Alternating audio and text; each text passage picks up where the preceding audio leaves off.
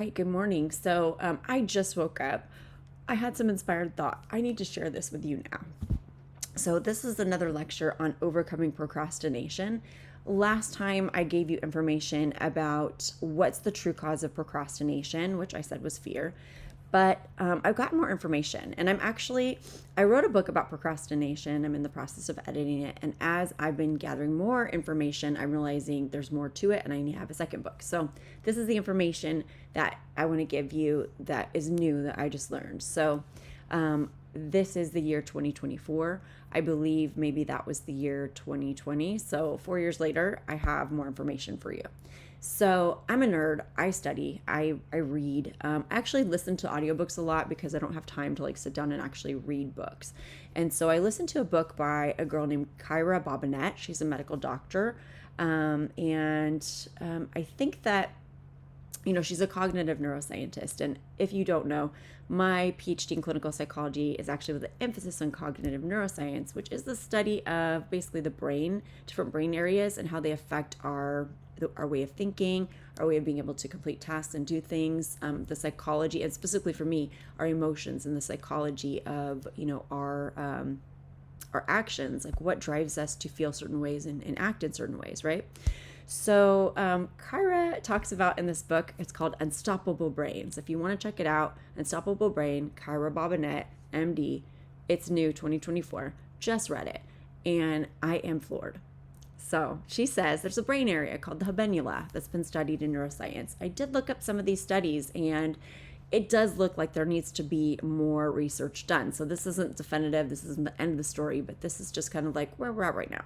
So the habenula is a brain area, and it's like these two little stalks right on either side of your pineal gland, which is supposedly connected to when people meditate and things like that. They say the pineal gland is involved with opening your third eye. It's kind of a spiritual thing, but it's a brain structure, and it's in the very center of your brain, like kind of towards the back side. You can look it up. It's spelled Habenula. So you could look up the habenula and check it out. Look at what it looks like. So you've got these two little stalks with like a little ball on the end. This is an area that's been studied and has been found to be related to our motivation, which is related to procrastination, because procrastination is caused by a lack of motivation to do something, right?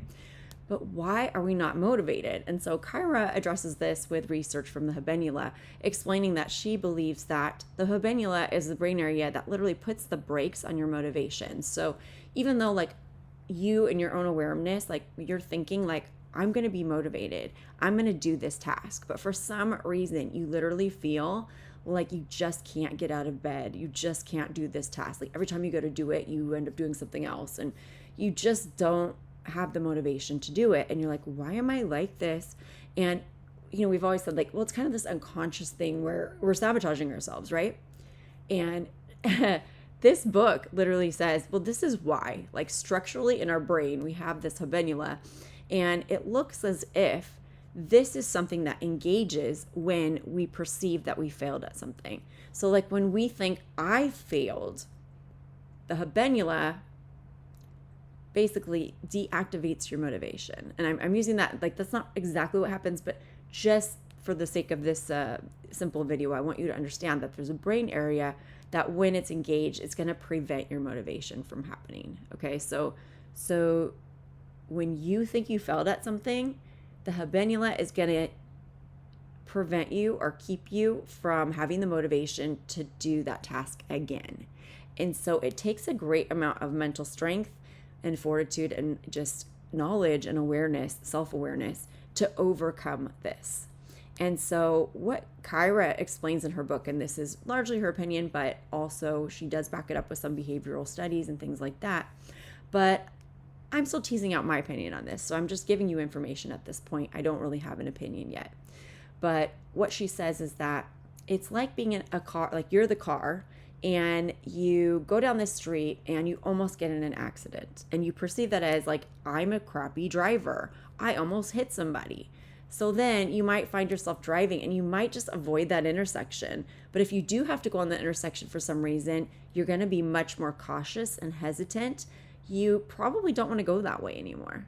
And this is because that habenula is engaged and it's saying like, you failed when you went down this way last time, you had a bad experience. And so we don't want you to have a bad experience again. So let's just not go that way this time. So it's kind of like a reminder for your brain, like, this didn't work out last time. Why are we doing this again? Like, that didn't work. So it's encouraging you to maybe try different stuff, but it's also basically encouraging you not to continue to try with things that you failed at already, that you feel like didn't work out well, which is kind of a big deal, right? So she said, even though you're not aware that this is happening, your behaviors show the symptoms of this engagement of the habenula in terms of blocking your motivation towards doing things that you feel you failed at. So since you guys feel like maybe you failed at school, I thought this was really big information for you, because now that you have the awareness that this is happening, you can overcome it. And she said that this is the cure for this, in her opinion, and also with some documented research, but there needs to be more research. Okay, so this is new information. Do with it what you will. You might try it and see if it works. She says that when we have these heavy performance-based outcomes, so performance-based outcome means like a test, so you take a test, let's say you fail, you get an F, right? That's a failure. And you're like, oh, I suck at tests. And then the next time a test comes around, maybe you don't show up, or maybe you stop coming to class. So you perceive that you're failing at the class, and that's a perceived failure. And then your habenula engages and it prevents you from moving forward.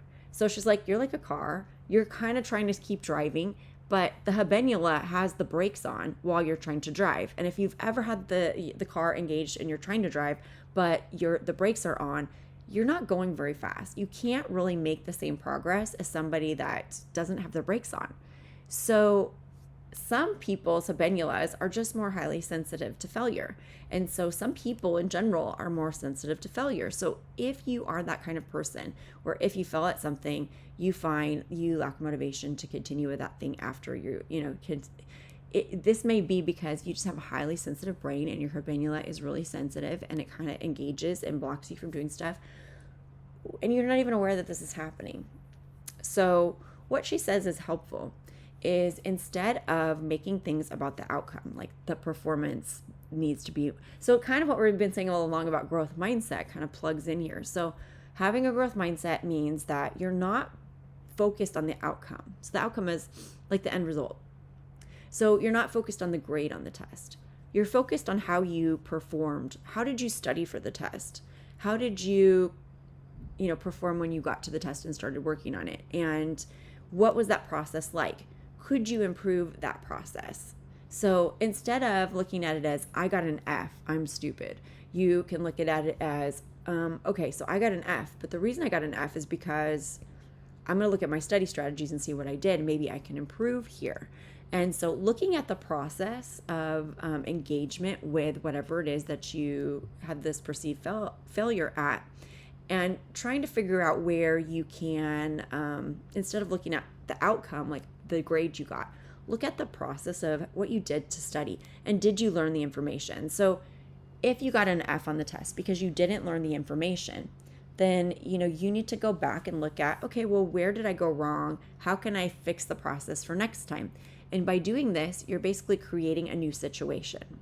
So if the situation is the same as last time, if you just keep repeating the same behaviors, like you didn't really study and you took the test, so the next time you go to study, if you don't have that plan of action, like, I'm going to change the process by which I do this to get a different, result, you are going to find that it's almost impossible to study for the test, because you haven't addressed the perceived failure outcome, right? Which was the F on the test, the last test. So when you look at an F on a test, the way you frame that, or the way you look at it, so the lens through which you view that failure, is very important. Because if you see it as like a personal issue, like, wow, I failed because I'm a stupid loser, then that habenula is going to engage, and it's going to prevent you from changing anything about the practices of studying, because you're not going to even be able to study, because you're going to be procrastinating your butt off. Okay. So the habenula is literally the procrastination center, but it works because it is fear-based. So it's like you had this bad experience, and so the habenula is like, don't go down that path again. That was bad. So imagine like you're in a maze, like you're trying to get out of a maze. I've been to some cool mazes, like, like it's like mini golf courses and stuff, and they have little mazes and they stick you in there and you got to kind of find your way out. That's what I mean. Imagine you're in a maze. You get to the end of one of the dead ends and someone jumps out and scares you and you're like, ah, and you freak out, right? The habenula is engaged then because you made a mistake and you ended up at that row, right? So you know not to go that way again. So that's why the habenula exists. It's to keep you from repeating the same mistakes over and over again. So the only way to outsmart the habenula, and meaning get it to disengage, is to view the next trial or the next situation as a completely different and separate situation. It's nothing like the other one before. How do you change that though? The way that you change it is by the way you approach the situation. So if you have the same approach, like you literally change nothing, you're going to have problems. But if you approach it like, okay, I got this bad grade, I feel I failed, my habenula is engaged. If I have to be in this situation again, what other alternate route will I take last time? Last time I hit a dead end, someone scared me. This time, I'm going to go a different way. Okay? So essentially what I'm saying is if you want to disengage that habenula, you need to reframe the situation by doing something different, having a different approach. So we don't really want to focus on the outcome, the failure, right? Because that outcome was caused by a set of behaviors that led up to that outcome. So we got to address those other behaviors. So in your mind, you're saying, well, last time I failed because I did these behaviors, but this time I'm going to go do this instead. Now your habenula should be more disengaged because it's going, this is a different situation. It's not the same as last time. And so let's give it a shot. And so it will, release you so you're able to engage. And so smart people have learned that when they do fail at something, that they do need to get back on the horse, right? Like if you fall off the horse, you get back on the horse right away, right? You don't wait. You get back on the horse. But this time, you're going to ride the horse differently. So if you were doing this before, now you're going to grip it like this. If you were using spurs before, this time you're not going to use spurs. So you're going to change something about the way that you approach the situation. And so let's use a time management example, just because we love time management in this class, right? So let's say that I have a busy week ahead, right? I've got an assignment due on Friday and it's Monday, but I got a busy week. So last week I waited until the last minute to turn in my assignment. I almost didn't get to turn it in. I turned it in at the last possible second. And it did accept my assignment, but I know I could do better, right? So I feel like I failed because my teacher told me I should be turning my work a couple days ahead of time. I'm turning it in last minute. I barely got it turned in, right? So next time, how will I approach the situation and make it different? Well, I'm going to make a plan. So I'm going to have my day planner. I'm going to get it out. I'm going to figure out when am I going to get my assignment done? When will I turn it in? What's my new goal? So instead of waiting until Friday, I'm going to try to turn it on Wednesday. So I'm going to get it done today. It's Monday right now. So I'm going to get my assignment done Monday. And then by Wednesday, I'm going to turn it in. Okay, so I have a different approach this time. So now my motivation is going to kick back in because I have a different plan. This is now a different situation. So you definitely don't want to focus on the outcome. So you don't want to focus on I always fail at everything. Oh, I'm just a failure because I failed here. That's what you don't want to do. Instead, you want to use your creator voice and say, okay, this happened. I got a poor grade, but I know why it happened because I did A, B, and C, and I got this, right? But next time I'm doing something different. So I have motivation to try a different way because it's different and because I'm staying positive about it. So they also noticed that the habenula is the seat of depression. Who knew, right? That people that have an activated habenula that won't let go. So basically it just prevents your motivation and it won't stop. So, and I think that this may be because people who are depressed often feel like they are failures in life in general. Like their entire identity becomes wrapped up in, I'm a failure. I don't feel good. So I worked with a lot of depressed people, and a lot of times they say these really negative things constantly to themselves where they're in their head repeating I'm a loser. I suck. I can't even get out of bed. I can't do everything that I need to do. And by saying all those things to yourself, you're basically saying, I failed at this. I failed at that. I failed at this. I failed at that. That's going to engage that habenula. And then it really is going to block your motivation. And because you're literally addressing everything as part of your failure, there's really nowhere to go from there. There's no way to reframe that or change it to where you're feeling better. So sometimes taking medication might be the answer, because I'm going to say that in a lot of cases, like, medication works by just disengaging the habenula. And that's what they're noticing, is like a lot of the psychotropic drugs like Prozac, Celexa, Lexapro, all the SSRIs, that they tend to disengage the habenula. However, if you continue to be outcome focused and you continue to perceive failure, that even Prozac and things like that will stop working and the habenula will engage again. So that's kind of interesting information. Again, we need more research on this, but I wanted to share it with you because, I mean, this is new information I just got. I just finished reading the book. I feel kind of enthusiastic and jazzed about it. And it's inspired me to continue my work in terms of helping you guys with your procrastination. So that's my reason for like coming straight at you. Like, I haven't even gotten dressed. I haven't put on my makeup today, but that's how important I feel like this information is for you. I want you to have it right now, because we're heading into, the rest of the class, and I want you to be at your best. And I don't want you to give up on yourself. I do not want your habenula to get engaged and prevent you from finishing the class. I want your motivation to stay strong. So this is an important week. Make sure you get all your work turned in. Make sure that you are approaching things differently. If you failed at something last week, please don't focus on that outcome of failure. Focus on the process that led you there and fix it. Figure out, what can I do differently this time that's going to make things different so I get that different outcome that I want. So it's about the process, and I really want you to focus on this too. So when we're focused on an outcome, so like the outcome would be the grade you get. So if you're turning in an assignment and you're like so hyper-focused on the outcome, it may affect your process of how you approach that assignment. And so I want you to approach your assignments with positivity. Like, this is an opportunity for me to learn. And then I want you to, instead of looking at the grade you get, I want you to think about if you learned the material, not whether you were able to slap something together enough to get a certain grade, okay? Because I know how it is being a student. Like I said, I'm a student. And so sometimes I just don't have time to put in the effort that I would like on my assignments. I want to, but I just don't have that time. And so I have to take shortcuts and do what I can.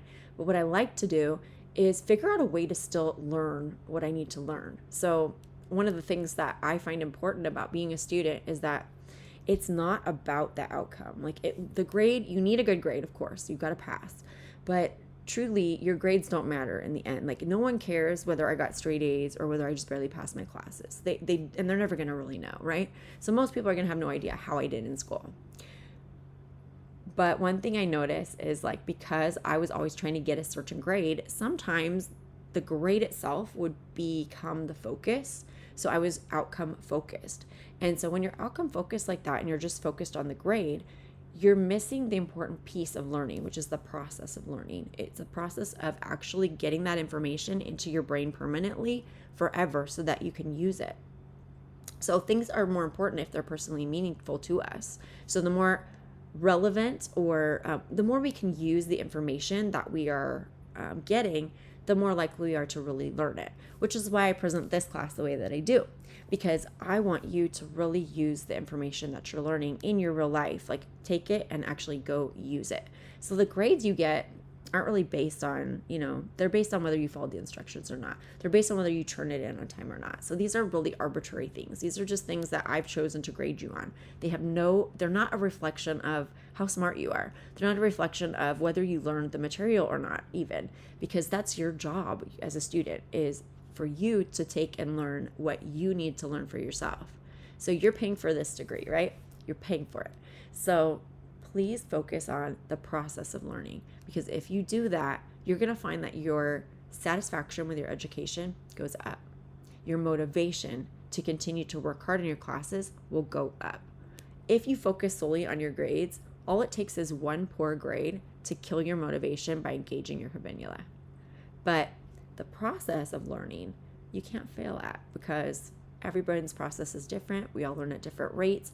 There's no right way or wrong way to learn. It's just how you learn best. And so it comes down to like that self-awareness, and self-awareness is the number one thing that is going to overcome and outsmart this brain area that's putting the brakes on your motivation. So your self-awareness oh, I am a performance-based outcome person, and I'm always judging myself on how my grades look at the end, or on the assignment. What my grade is determines how I feel about that assignment and myself. So what if the grade really didn't matter, which it really doesn't? What if the grade really didn't matter, and what really mattered was you learning the material, with you learning how to study properly for your brain so you actually learn? So these are the things that I've always focused on intuitively as an instructor and as a student myself, because as I've gone through my schooling, my many years of schooling, and if you don't know, I have a master's degree in clinical psychology. I got in 2002. The emphasis on children and adolescents. I have a PhD in clinical psychology with emphasis in cognitive neuroscience that I got in 2011. And I'm currently working on my master's of education. And maybe if you're watching this, I might even have it by now. But essentially, like, all that education is great. But if I didn't actually learn the material and have something to use, then my degrees would be worthless, useless.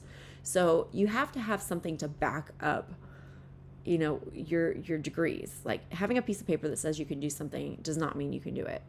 Okay? So what I'm saying is, focusing on the process of learning not only will benefit you in terms of keeping you motivated, because you're in complete control of how much you learn, how much effort you put in. And it's up to you to decide what the right amount is. And it's up to you to decide whether you're doing it right or not. It's not measured by the assignment grade, especially not in this class, because you're being graded by however the teacher decides to grade you. That doesn't have to be the same system that you use to grade yourself. So the way to outsmart all of this is by focusing on your efforts to learn, focusing on your process of learning. What am I doing to enrich my learning? What am I doing to engage, right? So I know on Canvas, like, I get, as a student myself, I get a full load of coursework every week, just like you do. And I look at it and I go, oh my God, there's so much. But what I do is I look at the information and I decide, okay, which things are really interesting to me? What do I think would benefit me most? I'm going to start with that. I'm going to read that stuff first. I'm going to actually do my reading, because for me, the goal is to learn. It's not, yes, I want to get the assignment grade and all that, but I also want to learn from the assignment. So if I don't actually do the reading first, how am I supposed to learn by doing the assignment if I haven't done the reading? So if I feel like something is irrelevant to me, or like I don't need that information, so like I teach special ed, so if it's an assignment with reading that is relevant to my subject area, then I'm gonna read it. But if it's something about like high school math, like, I'm not teaching high school math ever, so it doesn't apply to me. I teach grade school and I teach multi-subject, so I teach all the subjects to grade school, but a high school math video is not gonna make or break me, so I'm gonna skip that one, because for me, I don't want or need to learn that at this point when I only have this much time available. So what I'm saying is, like, you need to decide for yourself how you're going to approach your own learning. And by taking control of the process, you're also taking control of not reacting to the outcomes, because the outcome isn't always a reflection. It usually is not a reflection of your true abilities, and it's not usually a reflection of what you've actually learned, because an assignment can only measure certain aspects of learning, right? And a lot of my assignments are just reflective anyways. It's really just like, did you do what I asked? So if you're failing at that, then look back at your process and go, okay, how could I approach this differently so that I get the outcome that I want? Because right now, yeah, I failed at this, but if I approach it differently, what would that look like?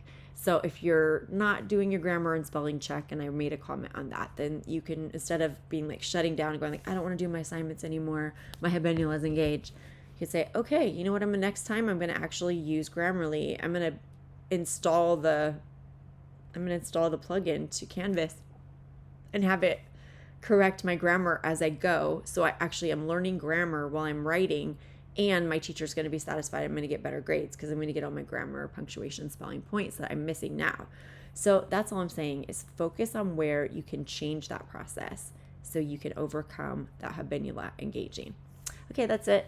I hope you enjoyed this video.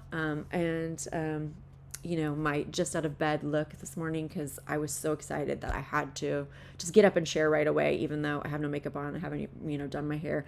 But that's okay, because you know what? I want to say that sometimes it's just not important to look a certain way or be a certain way. It's important to just be true to yourself and be yourself and figure out the right things for you, because you don't have to be like everybody else, right?